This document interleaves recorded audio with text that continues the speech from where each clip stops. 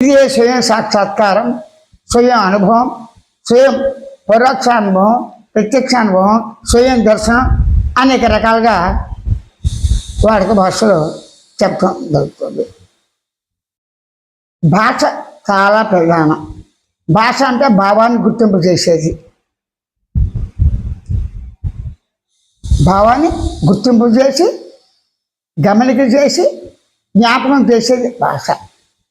As it ఈజ్గా ఉన్నది ఉన్నట్లుగా అనవసర శబ్దాలు ఉండవు.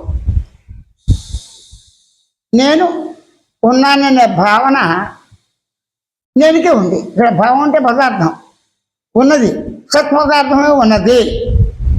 అదే బాహ్య దృష్టిలో కానీ అంతర్దృష్టిలో కానీ ఏ రకంగా ఉన్నది పదార్థమే, అంటే ఉన్నది పదార్థమే. ఆ పదార్థమే సత్తు. సత్తు రావటం పోవటం లేదు, స్వతసిద్ధంగా ఉన్నదని సత్తు చైతన్యంతో తను తాను ఎరుకతోనే, గమనించే సాక్షిత్వంతోనే, భావంతోనే, గుర్తింపు వరకు ఉన్నంతనే తన సహజ స్వరూప స్థితి ఉన్నది ఉన్నట్లుగానే అవగాహన జరుగుతోంది అని నీకు నీవే స్వేచ్ఛతో గమనించేవాడిని గమనికని గమనించుట.